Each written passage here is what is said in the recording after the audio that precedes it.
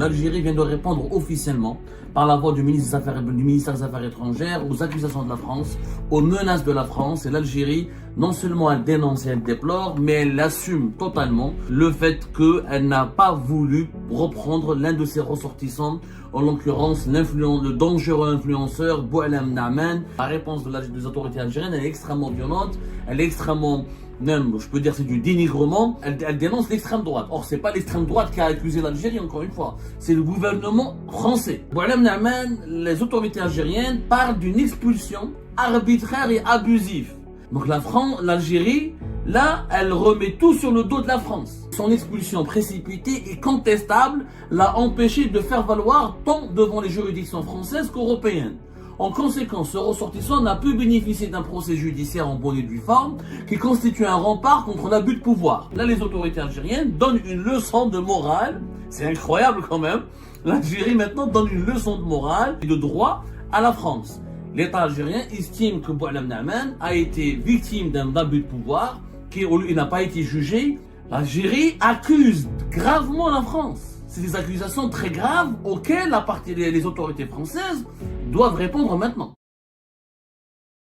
L'Algérie vient de répondre officiellement, par la voix du ministère des Affaires étrangères, aux accusations de la France, aux menaces de la France. Et l'Algérie, non seulement elle dénonce et elle déplore, mais elle assume totalement, je dis bien qu'elle assume totalement, le fait qu'elle n'a pas voulu reprendre l'un de ses ressortissants, en l'occurrence le dangereux influenceur Boualem Naaman, qui est accusé de provocation à la haine et de provocation à des actes terroristes. Je dis bien que la France vient d'essuyer une réponse très claire de la part des autorités algériennes. Que dit le communiqué qui vient de paraître aujourd'hui, le 11 janvier 2025, à partir de 15h plus exactement, 15h05, 15h pile, les autorités algériennes, à travers le ministère des Affaires étrangères, ont fait un communiqué dans lequel ils expliquent, ils accusent, ils répondent aux menaces et aux accusations des autorités françaises en qualifiant les hauts responsables de l'État français qui ont formulé ces accusations et ces menaces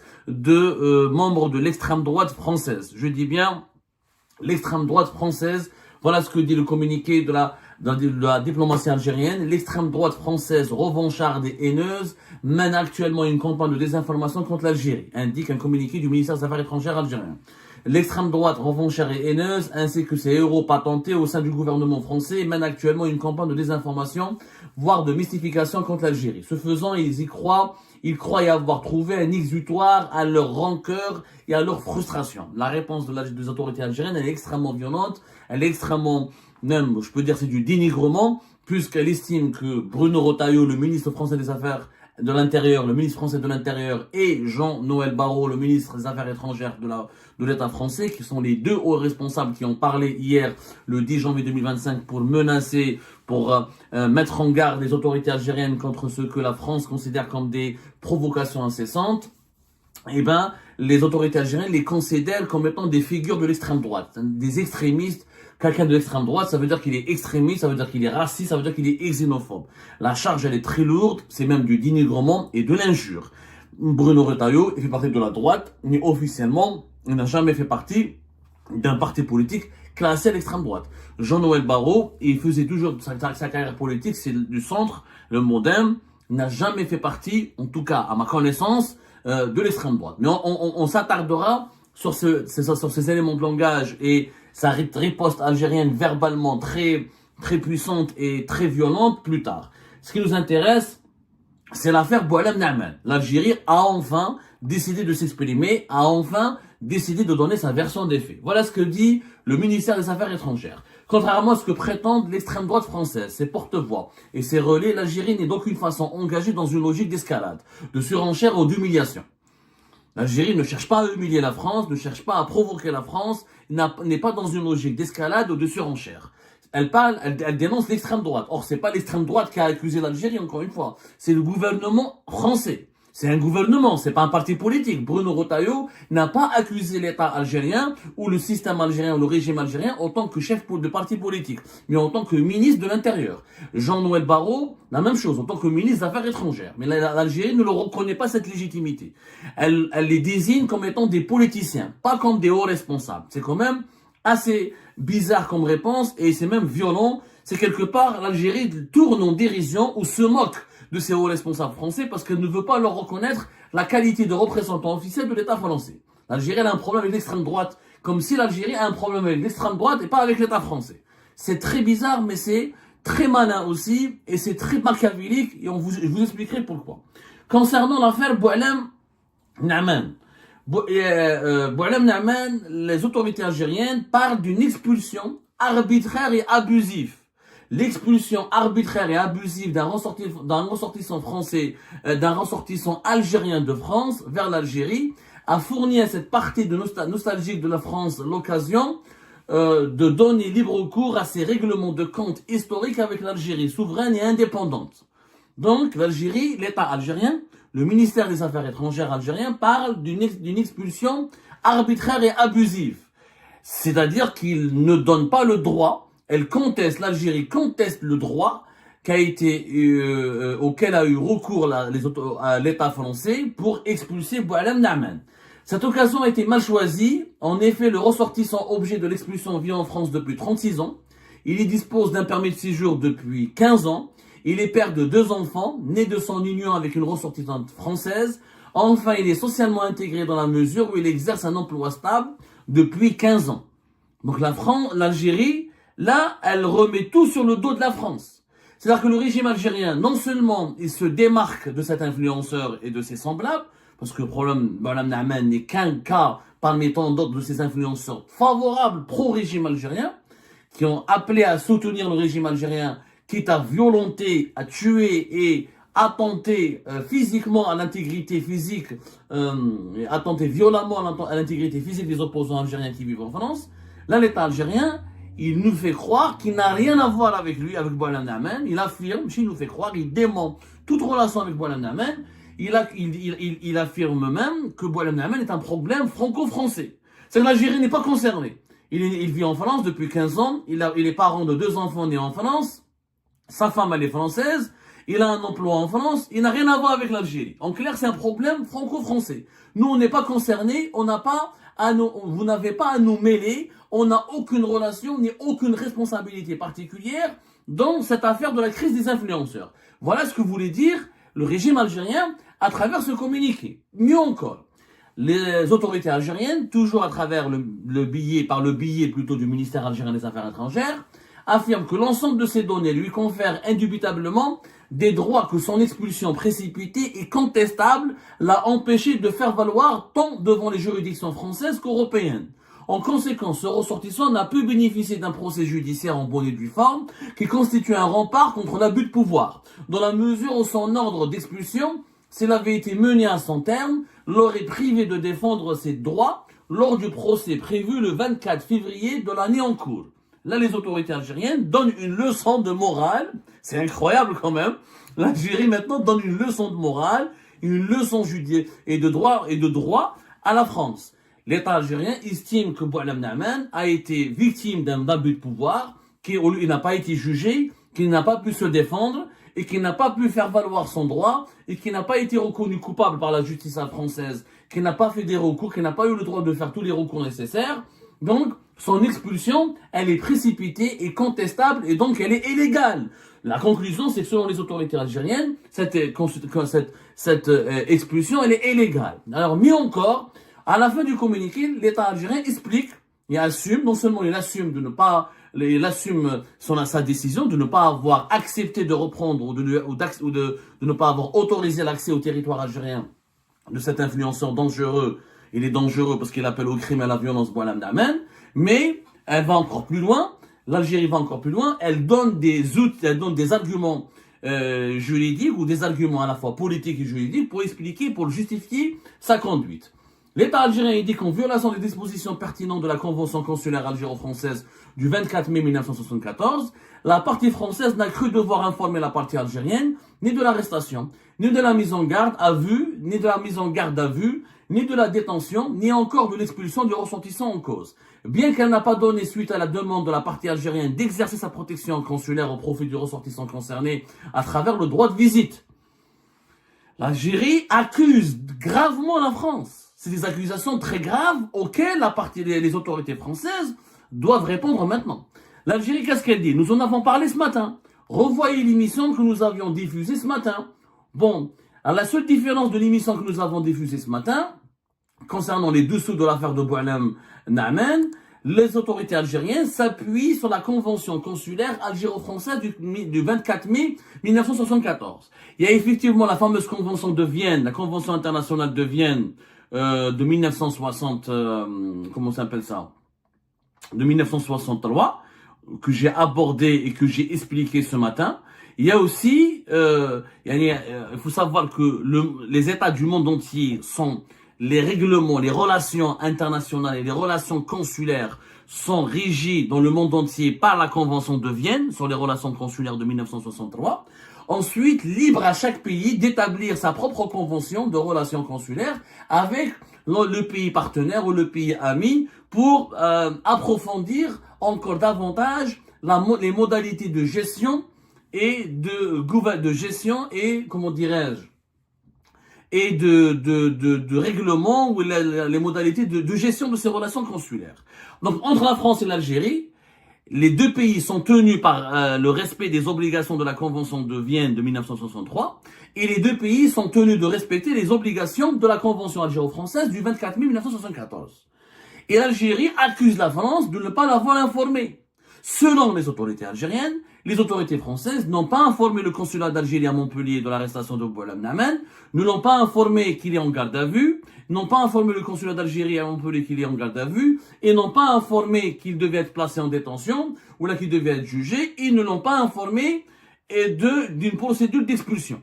L'Algérie affirme que la France ne l'a pas du tout informé de quoi que ce soit, et que les autorités françaises ne se sont pas concertées et n'ont pas consulté les autorités algériennes. C'est sur cette base, c'est ce qu'on a dit, nous, dans notre émission ce matin. Donc, elle confirme les informations d'Algérie. On a donné la version, c'est la version algérienne. Je ne dis pas que la version algérienne a la raison, attention. Moi, je suis journaliste professionnel, intègre et honnête. Je rapporte les deux versions, française et algérienne. La version algérienne, maintenant, elle a été confirmée officiellement par un canal officiel, par une source officielle, qui est le ministère algérien des Affaires étrangères. Et le ministère algérien des Affaires étrangères parle de dépassement de toutes ces violations de droits acquis par le ressortissant algérien sur le territoire français. La décision algérienne dans cette affaire est animée par le souci de lui permettre de répondre aux accusations qui sont portées contre lui, de faire valoir ses droits et de se défendre dans le cadre d'un processus judiciaire juste et équitable sur le territoire français. En fait, l'État algérien, il dit que moi, j'ai pas accepté de reprendre ou d'accueillir Boualem Naaman, non pas pour le protéger ou là parce que je cautionne ses actes ou son comportement. Je l'ai renvoyé vers la France pour lui permettre d'être jugé équitablement devant un tribunal, et d'avoir la possibilité de se défendre auprès d'un juge afin de faire valoir tous ses droits juridiques en tant que ressortissant étranger disposant d'un statut légal et de papier et d'une résidence légale sur le territoire français. Voilà ce que dit l'État algérien. Donc l'État algérien, là, il renvoie la balle vers l'État français, l'Algérie renvoie la balle vers la France, et c'est l'Algérie maintenant, regardez le retournement de situation, c'est l'Algérie maintenant qui accuse la France d'avoir bafoué des droits, de ne pas avoir respecté des conventions internationales et de ne pas avoir respecté des obligations internationales qui sont écrites noir sur blanc dans des accords internationaux comme la convention consulaire algéro-française du 24 mai 1974. Maintenant, les autorités françaises doivent nous répondre et nous dire est-ce qu'ils ont informé, oui ou non, le consulat d'Algérie à Montpellier. Est-ce qu'ils ont appliqué par la virgule près les dispositions de cette convention consulaire, à la fois la convention consulaire, la convention internationale de Vienne de 1963 ou la convention consulaire algéro-française du 24 mai 1974. Je rappelle que la convention de Vienne, maintenant c'est les juristes qui doivent se prononcer sur ce problème. La convention de Vienne de 1963, elle explique effectivement que les États qui veulent ou qui souhaitent expulser un ressortissant étranger en situation régulière sur leur territoire doivent notifier, faire une notification consulaire obligatoirement au service consulaire de son pays d'origine. C'est-à-dire que la France, selon la Convention de Vienne de 1963, devait informer les autorités consulaires algériennes, en l'occurrence le consulat d'Algérie à Montpellier, que Boualem Naaman a été arrêté, pourquoi il a été arrêté, et est-ce qu'il sera placé en détention, ou est-ce qu'il sera placé sous contrôle judiciaire. Ça, c'est la Convention de Vienne. Sauf que la même Convention de Vienne, je dis bien la même Convention de Vienne, explique qu'il y a des exceptions. Il y a des exceptions, parce que la Convention de Vienne explique qu'en cas d'expulsion, les autorités consulaires du pays d'origine du ressortissant doivent en principe être informées conformément aux pratiques internationales et pour respecter les droits fondamentaux de l'individu. Cela permet à la personne concernée de recevoir l'assistance consulaire ou là aux autorités consulaires de garantir le respect des droits de leurs citoyens. Sauf qu'il y a effectivement une exception. Des exceptions sont possibles selon la Convention de Vienne et des exceptions sont possibles. Quelles sont ces exceptions? Dans certaines situations exceptionnelles, exemple, menace immédiate à la sécurité nationale, un État peut procéder rapidement à une expulsion sans consultation préalable. Cependant, cela pourrait être contesté juridiquement si la personne concernée estime que ses droits ont été violés. C'est-à-dire que la Convention de Vienne de 1963, elle oblige la France à informer, à se concerter et à impliquer les autorités consulaires algériennes dans l'affaire de Boualem Naaman, mais que puisque Boualem Naaman est considéré comme une menace directe contre la sécurité nationale, parce qu'il est coupable d'appel de provocation à la haine, il y a des actes de terrorisme, il y a des actes légitimement de la torture, la France, elle a le droit de l'expulser sans demander l'autorisation ou sans se consulter préalablement les autorités consulaires. La France, elle a ce droit, à condition que Boualem Naaman soit accusé d'atteinte à la sécurité nationale, considéré comme une menace à la sécurité nationale. Ce qui semble être le cas. Parce que les autorités françaises l'ont décidé de l'expulser suite à une procédure d'une urgence absolue, parce qu'il est une menace contre la sécurité nationale. Maintenant, la convention de 1974, qui est algéro-française, elle n'est pas différente. Elle n'est pas du tout différente de la Convention de Vienne. Elle apporte juste quelques modifications. Elle te dit par exemple, l'article 2, les fonctionnaires consulaires peuvent se rendre auprès d'un ressortissant de l'état d'envoi qui est incarcéré ou en état de détention préventive ou soumis à toute autre forme de détention, s'entretenir et correspondre avec lui, les droits de se rendre auprès de ce ressortissant, de le communiquer avec lui, sont accordés aux fonctionnaires consulaires dans un délai de 2 à 15 jours, à partir du jour où le ressortissant a été arrêté, détenu ou privé de sa liberté sous quelque forme que ce soit. L'article 3 de cette convention, les droits visés au paragraphe 2 du présent article s'exercent conformément aux lois et règlements de l'état de résidence. C'est-à-dire que cette convention algéro-française du 24 mai 1974, il y a un délai. Elle donne un délai de 2 à 15 jours. Cependant, l'article 3, il le dit très bien, c'est dans un délai de 2 à 15 jours, à partir du jour où le ressortissant a été arrêté, détenu ou privé de sa liberté. S'il n'a pas reçu une visite de la part des fonctionnaires des consulats ou là, des services consulaires de son pays d'origine, et ben le pays qui a arrêté ce ressortissant étranger, il peut faire de lui ce qu'il veut, il peut l'expulser ou l'incarcérer, il n'est pas responsable, il n'a pas bafoué son droit. En réalité, est-ce que la question qu'on devrait se poser, est-ce qu'au niveau du consulat d'Algérie à Montpellier, est-ce que les services consulaires de ce consulat, est-ce qu'il y a eu des fonctionnaires qui ont été dépêchés par le consulat d'Algérie à Montpellier, au commissariat ou là au niveau de la préfecture de Montpellier, de la préfecture de la région de Montpellier, ou là au commissariat central, ou là au commissariat où était détenu Boualem Naaman, pour lui offrir une assistance et pour demander une copie de son dossier et pour comprendre sa situation. Si les services consulaires de l'État algérien, notamment le consulat d'Algérie à Montpellier, ne l'ont pas fait dans un délai de 2 à 15 jours, c'est ce que dit l'article 2 de cette convention, de 2 à 15 jours, à partir du jour de son arrestation, là, c'est la faute au service consulaire. Ce n'est pas la faute aux autorités françaises. C'est entre le deuxième jour. Il a été arrêté le 4 janvier 2025. Normalement, il a un délai de 15 jours. Donc, c'est entre le 4 et calculer 15 jours jusqu'à la fin de ce délai. Les autorités consulaires algériennes ne se sont pas manifestées pour aller le voir, ou n'ont pas voulu aller le voir ou lui porter assistance. Là, c'est pas la faute à la France. Sauf que la France a décidé de l'expulser le 9 janvier, c'est-à-dire 5 jours après son arrestation. Maintenant, c'est un débat juridique. C'est un débat juridique. Je laisse le soin aux juristes de nous dire qui a eu raison, qui a eu tort. L'État algérien s'est exprimé officiellement, il a bien fait, parce que il y en avait marre de ce silence et de cette opacité qui était intrigante. Le régime algérien a compris qu'il devait communiquer. Il a communiqué tardivement, mais il a communiqué. Bon, la première partie de son communiqué n'a aucun sens. Je ne vois pas l'intérêt. Tu as un problème avec l'État français. Tu n'as pas un problème avec l'extrême droite. Pourquoi attaquer l'extrême droite? C'est pas les partis politiques qui attaquent l'État algérien. C'est les hauts responsables de l'État français. C'est l'État français qui a un problème avec l'Algérie. Ce n'est pas l'extrême droite. Première, c'est une erreur, elle n'a aucun sens. Par contre, sur la partie de Boualem Naaman, il y a des arguments. L'État algérien fait valoir des arguments qui doivent maintenant être discutés et ces arguments nécessitent une réponse concrète et précise de la part des autorités françaises. Si le consulat d'Algérie à Montpellier a été informé de l'arrestation de Boualem Naaman et s'il n'a rien voulu faire pour lui porter assistance, là c'est la faute de l'Algérie et la France n'a rien fait de mal pour rien n'empêche la France de l'expulser. Et si la France est convaincue et elle a des éléments concrets pour affirmer que Boualem Naaman est une menace directe contre sa sécurité nationale, la Convention de Vienne, elle lui permet de l'expulser directement sans attendre qu'il soit jugé.